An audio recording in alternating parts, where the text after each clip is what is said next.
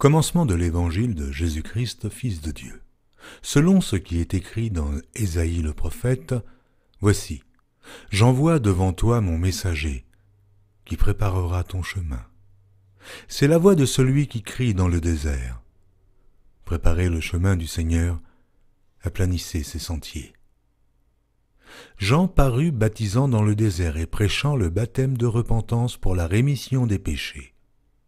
Tout le pays de Judée et tous les habitants de Jérusalem se rendaient auprès de lui, et confessant leurs péchés, ils se faisaient baptiser par lui dans le fleuve du Jourdain. Jean avait un vêtement de poil de chameau et une ceinture de cuir autour des reins. Il se nourrissait de sauterelles et de miel sauvage. Il prêchait, disant « Il vient après moi celui qui est plus puissant que moi, et je ne suis pas digne de délier en me baissant la courroie de ses souliers.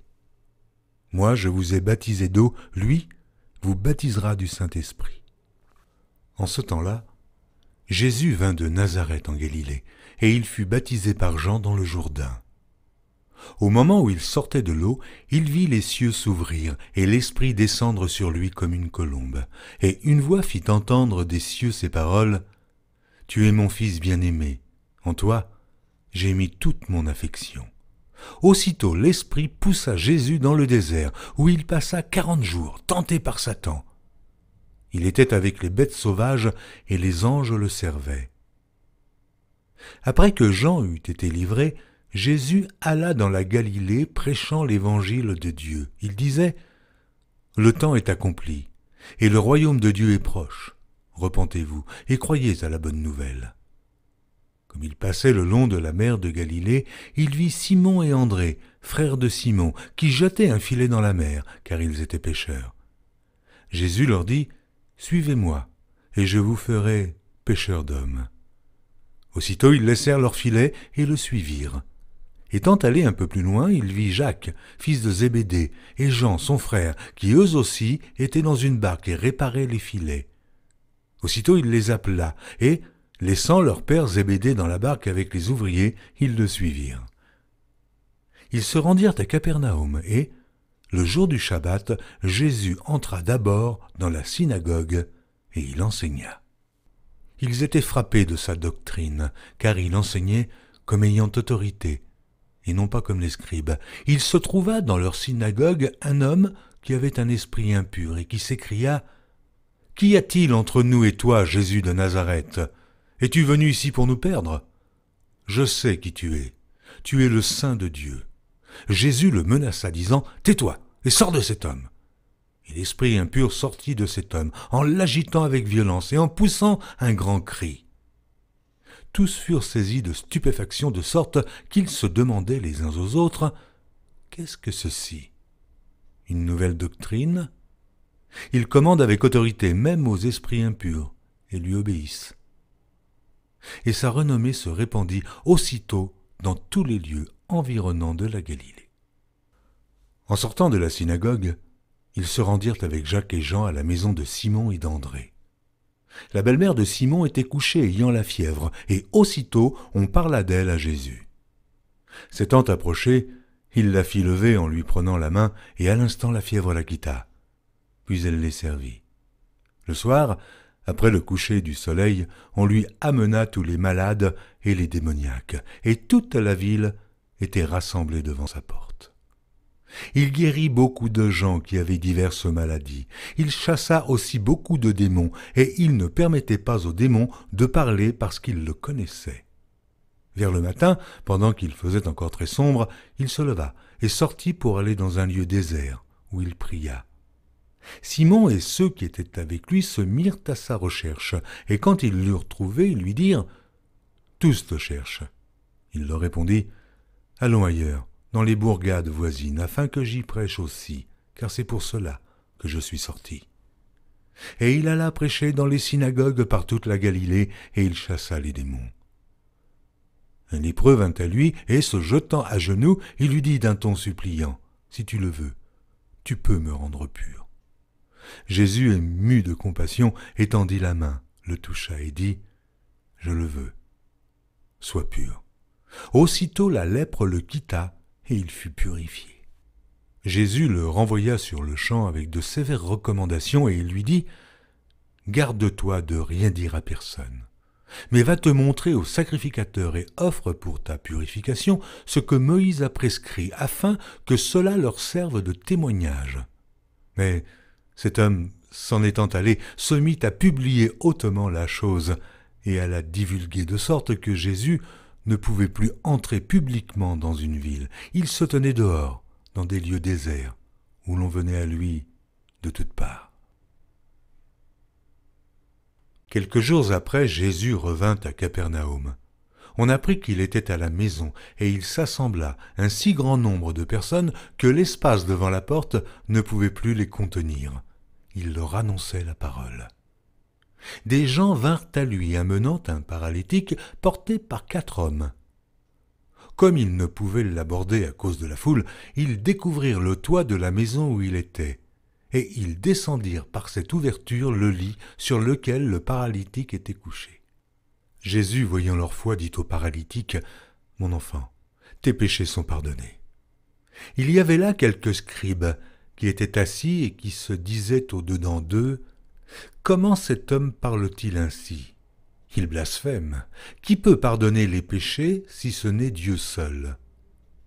Jésus, ayant aussitôt connu par son esprit ce qu'ils pensaient au-dedans d'eux, leur dit, « Pourquoi avez-vous de telles pensées dans vos cœurs ? Lequel est le plus aisé de dire au paralytique « Tes péchés sont pardonnés » ou de dire « Lève-toi, prends ton lit et marche » ? Or, afin que vous sachiez que le Fils de l'homme a sur la terre le pouvoir de pardonner les péchés, je te l'ordonne, dit-il au paralytique. Lève-toi, prends ton lit et va dans ta maison. Et à l'instant, il se leva, prit son lit et sortit en présence de tout le monde, de sorte qu'ils étaient tous dans l'étonnement et glorifiaient Dieu, disant « Nous n'avons jamais vu rien de pareil. » Jésus sortit de nouveau du côté de la mer. Toute la foule venait à lui et il les enseignait. En passant, il vit Lévi, fils d'Alphée, assis au bureau des péages. Il lui dit « Suis-moi ». Lévi se leva et le suivit. Comme Jésus était à table dans la maison de Lévi, beaucoup de publicains et de gens de mauvaise vie se mirent aussi à table avec lui et avec ses disciples, car ils étaient nombreux et l'avaient suivi. Les scribes et les pharisiens, le voyant manger avec les publicains et les gens de mauvaise vie, dirent à ses disciples « Pourquoi mange-t-il et boit-il avec les publicains et les gens de mauvaise vie ?» Ce que Jésus ayant entendu, il leur dit « Ce ne sont pas ceux qui se portent bien qui ont besoin de médecins, mais les malades. Je ne suis pas venu appeler des justes, mais des pécheurs. » Les disciples de Jean et les pharisiens jeûnaient.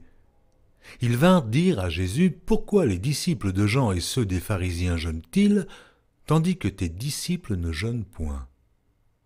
Jésus leur répondit « Les amis de l'époux peuvent-ils jeûner pendant que l'époux est avec eux? Aussi longtemps qu'ils ont avec eux l'époux, ils ne peuvent jeûner. Les jours viendront où l'époux leur sera enlevé, et alors ils jeûneront en ce jour-là. Personne ne coud une pièce de drap neuf à un vieil habit. Autrement, la pièce de drap neuf emporterait une partie du vieux, et la déchirure serait pire. Et personne ne met du vin nouveau dans de vieilles outres. Autrement, le vin fait rompre les outres, et le vin et les outres sont perdus. Mais il faut mettre le vin nouveau dans des outres neuves. » Il arriva un jour de Shabbat que Jésus traversa des champs de blé. Ses disciples, chemin faisant, se mirent à arracher des épis. Les pharisiens lui dirent « Voici, pourquoi font-ils ce qui n'est pas permis pendant le Shabbat ?» Jésus leur répondit « N'avez-vous jamais lu ce que fit David lorsqu'il fut dans la nécessité et qu'il eut faim, lui et ceux qui étaient avec lui, comment il entra dans la maison de Dieu du temps du souverain sacrificateur Abiatar et mangea les pains de proposition qu'il n'est permis qu'aux sacrificateurs de manger, et en donna même à ceux qui étaient avec lui. Puis il leur dit, le Shabbat a été fait pour l'homme, et non l'homme pour le Shabbat, de sorte que le Fils de l'homme est maître même du Shabbat. Jésus entra de nouveau dans la synagogue. Il s'y trouvait un homme qui avait la main sèche. Ils observaient Jésus pour voir s'il le guérirait le jour du Shabbat. C'était afin de pouvoir l'accuser. Il dit à l'homme qui avait la main sèche, « Lève-toi là au milieu. » Puis il leur dit, « Est-il permis le jour du Shabbat de faire du bien ou de faire du mal, de sauver une personne ou de la tuer ?» Mais ils gardèrent le silence.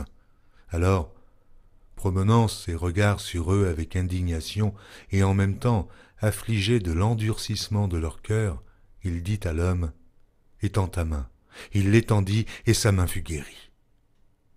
Les pharisiens sortirent et aussitôt ils se consultèrent avec les Hérodiens sur les moyens de le faire périr. Jésus se retira vers la mer avec ses disciples.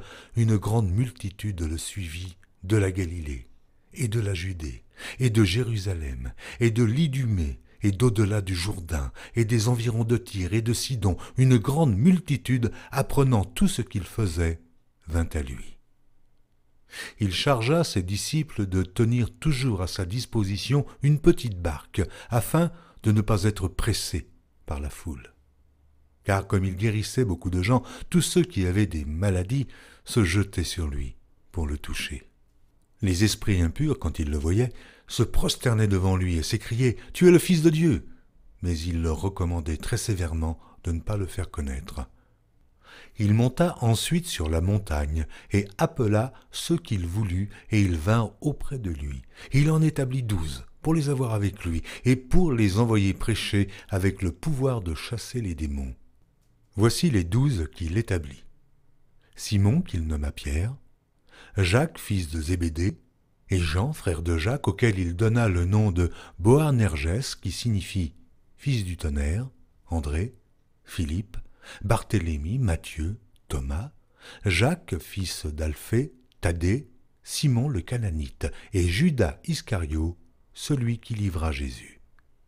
Ils se rendirent à la maison, et la foule s'assembla de nouveau, en sorte qu'ils ne pouvaient pas même prendre leur repas. Les parents de Jésus, ayant appris ce qui se passait, vinrent pour se saisir de lui, car ils disaient « Il est hors de sens ». Et les scribes, qui étaient descendus de Jérusalem, dirent « Il est possédé de Béelzébul. C'est par le prince des démons qu'il chasse les démons. » Jésus les appela et leur dit sous forme de parabole « Comment Satan peut-il chasser Satan? Si un royaume est divisé contre lui-même, ce royaume ne peut subsister. Et si une maison est divisée contre elle-même, cette maison ne peut subsister. Si donc Satan se révolte contre lui-même, il est divisé et il ne peut subsister, mais c'en est fait de lui. Personne ne peut entrer dans la maison d'un homme fort et piller ses biens sans avoir auparavant lié cet homme fort. Alors il pillera sa maison. Je vous le dis en vérité, tous les péchés seront pardonnés aux fils des hommes et les blasphèmes qu'ils auront proférés. Mais quiconque blasphémera contre le Saint-Esprit n'obtiendra jamais de pardon. Il est coupable d'un péché éternel. Jésus parla ainsi parce qu'il disait « Il est possédé d'un esprit impur ».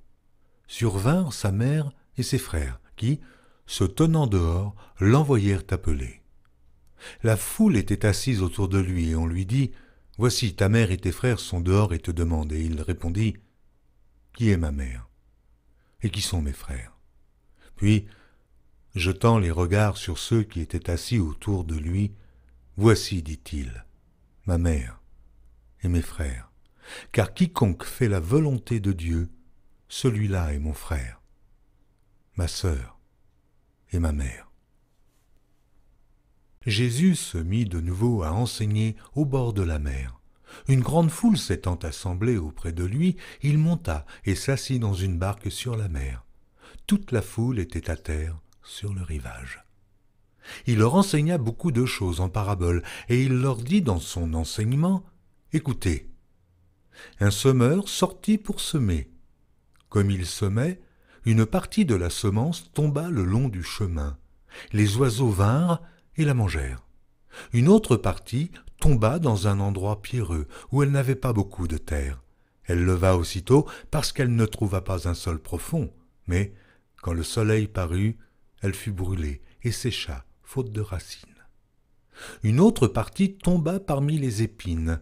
Les épines montèrent et l'étouffèrent, et elle ne donna point de fruits. Une autre partie tomba dans la bonne terre. Elle donna du fruit, qui montait et croissait, et elle rapportait 30, 60 et 100 pour un. Puis il dit que celui qui a des oreilles pour entendre, entende.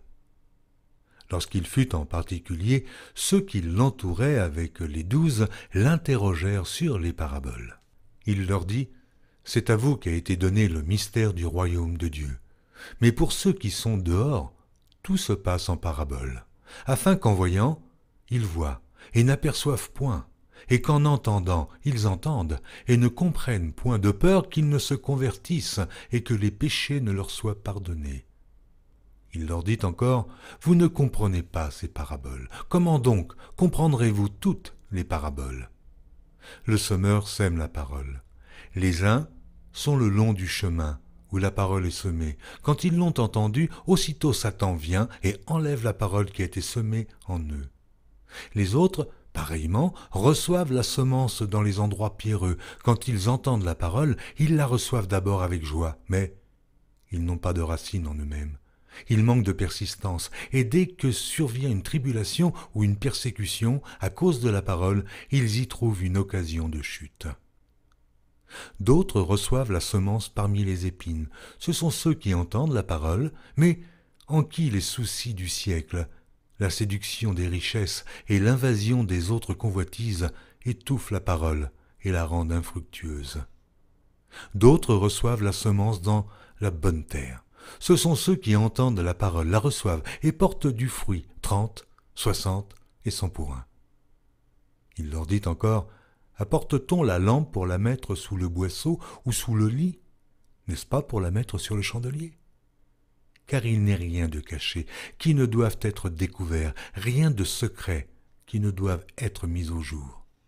Si quelqu'un a des oreilles pour entendre, qu'il entende. » Il leur dit encore, « Prenez garde à ce que vous entendez. On vous mesurera avec la mesure dont vous vous serez servi, et on y ajoutera pour vous. Car on donnera à celui qui a, mais à celui qui n'a pas, on ôtera même ce qu'il a. » Il dit encore, « Il en est du royaume de Dieu comme quand un homme jette de la semence en terre. Qu'il dorme ou qu'il veille, nuit et jour, la semence germe et croît, sans qu'il sache comment. La terre produit d'elle-même d'abord l'herbe, puis l'épi, puis le grain tout formé dans l'épi, et dès que le fruit est mûr, on y met la faucille, car la moisson est là. » Il dit encore, « À quoi comparerons-nous le royaume de Dieu, ou par quelle parabole le représenterons-nous? Il est semblable à un grain de sénévé qui, lorsqu'on le sème en terre, est la plus petite de toutes les semences qui sont sur la terre.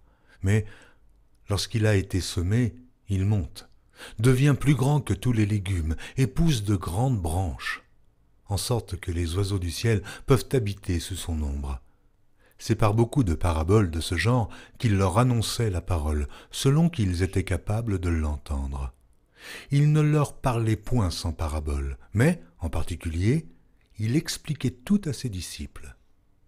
Ce même jour, sur le soir, Jésus leur dit « Passons à l'autre bord. » Après avoir renvoyé la foule, ils l'emmenèrent dans la barque où il se trouvait.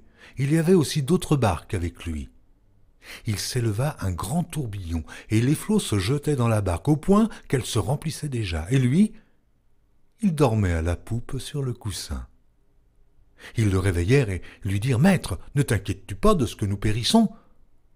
S'étant réveillé, il menaça le vent et la mer. « Silence, tais-toi !» Et le vent cessa, et il y eut un grand calme. Puis il leur dit « Pourquoi avez-vous ainsi peur? Comment n'avez-vous point de foi ?» Ils furent saisis d'une grande frayeur, et ils se dirent les uns aux autres « Quel est donc celui-ci, à qui obéissent même le vent et la mer ?» Ils arrivèrent à l'autre bord de la mer, dans le pays des Gadaréniens. Aussitôt que Jésus fut hors de la barque, il vint au-devant de lui un homme sortant des sépulcres et possédé d'un esprit impur. Cet homme avait sa demeure dans les sépulcres, et personne ne pouvait plus le lier, même avec une chaîne. Car souvent il avait eu les fers aux pieds et avait été lié de chaînes, mais il avait rompu les chaînes et brisé les fers, et personne n'avait la force de le dompter. Il était sans cesse nuit et jour dans les sépulcres, et sur les montagnes, criant et se meurtrissant avec des pierres. Ayant vu Jésus de loin, il accourut, se prosterna devant lui, et s'écria d'une voix forte, « Qu'y a-t-il entre moi et toi, Jésus, fils du Dieu Très-Haut? Je t'en conjure, au nom de Dieu, ne me tourmente pas. » Car Jésus lui disait, « Sors de cet homme, esprit impur. » Et il lui demanda, « Quel est ton nom ?» « Légion est mon nom, lui répondit-il, car nous sommes plusieurs. » Et il le priait instamment de ne pas les envoyer hors du pays. Il y avait là, vers la montagne, un grand troupeau de pourceaux qui paissaient. Et les démons le prièrent, disant, « Envoie-nous dans ces pourceaux, afin que nous entrions en eux. » Il le leur permit. Et les esprits impurs sortirent, entrèrent dans les pourceaux, et le troupeau se précipita des pentes escarpées dans la mer. Il y en avait environ 2000, et ils se noyèrent dans la mer. Ceux qui les faisaient paître s'enfuirent et répandirent la nouvelle dans la ville et des campagnes. Les gens allèrent voir ce qui était arrivé. Ils vinrent auprès de Jésus, et ils virent le démoniaque, celui qui avait eu la légion, assis, vêtu et dans son bon sens, et ils furent saisis de frayeur. Ceux qui avaient vu ce qui s'était passé leur racontèrent ce qui était arrivé au démoniaque et au pourceau. Alors il se mit à supplier Jésus de quitter leur territoire. Comme il montait dans la barque, celui qui avait été démoniaque lui demanda la permission de rester avec lui. Jésus ne le lui permit pas, mais il lui dit « Va dans ta maison, vers les tiens, et raconte-leur tout ce que le Seigneur t'a fait et comment il a eu pitié de toi. » Il s'en alla et se mit à publier dans la Décapole tout ce que Jésus avait fait pour lui, et tous furent dans l'étonnement. Jésus, dans la barque, regagna l'autre rive, où une grande foule s'assembla près de lui. Il était au bord de la mer. Alors vint un des chefs de la synagogue, nommé Jaïrus, qui, l'ayant aperçu, se jeta à ses pieds et lui adressa cette instante prière. « Ma petite fille est à l'extrémité, viens. Impose-lui les mains, afin qu'elle soit sauvée et qu'elle vive. » Jésus s'en alla avec lui, et une grande foule le suivait et le pressait. Or, il y avait une femme atteinte d'une perte de sang depuis 12 ans. Elle avait beaucoup souffert entre les mains de plusieurs médecins. Elle avait dépensé tout ce qu'elle possédait, et elle n'avait éprouvé aucun soulagement, mais était allée plutôt en empirant. Ayant entendu parler de Jésus, elle vint dans la foule par derrière et toucha son vêtement, car elle disait « Si je puis seulement toucher ses vêtements, je serai guérie. » Au même instant, la perte de sang s'arrêta, et elle sentit dans son corps qu'elle était guérie de son mal. Jésus connut aussitôt en lui-même qu'une force était sortie de lui, et, se retournant au milieu de la foule, il dit « Qui a touché mes vêtements ?» Ses disciples lui dirent « Tu vois la foule qui te presse et tu dis qui m'a touché ?» Et il regardait autour de lui pour voir celle qui avait fait cela. La femme, effrayée et tremblante, sachant ce qui s'était passé en elle, vint se jeter à ses pieds et lui dit toute la vérité. Mais Jésus lui dit « Ma fille, ta foi t'a sauvée. Va en paix et sois guérie de ton mal. » Comme il parlait encore, survinrent de chez le chef de la synagogue des gens qui dirent « Ta fille est morte, pourquoi importuner davantage le maître ?» Mais Jésus, sans tenir compte de ces paroles, dit au chef de la synagogue « Ne crains pas, crois seulement. » Et il ne permit à personne de l'accompagner, si ce n'est à Pierre, à Jacques et à Jean, frère de Jacques. Ils arrivèrent à la maison du chef de la synagogue, où Jésus vit une foule bruyante et des gens qui pleuraient, qui poussaient de grands cris. Il entra et leur dit « Pourquoi faites-vous du bruit et pourquoi pleurez-vous? L'enfant n'est pas morte, mais elle dort. » Et ils se moquaient de lui. Alors, ayant fait sortir tout le monde, il prit avec lui le père et la mère de l'enfant et ceux qui l'avaient accompagné, et il entra où était l'enfant. Il la saisit par la main et lui dit « Talitha koumi », ce qui signifie « Jeune fille, lève-toi, je te le dis ». Aussitôt la jeune fille se leva et se mit à marcher, car elle avait 12 ans, et ils furent dans un grand étonnement. Jésus leur adressa de fortes recommandations pour que personne ne sût la chose, et il dit qu'on donna à manger à la jeune fille.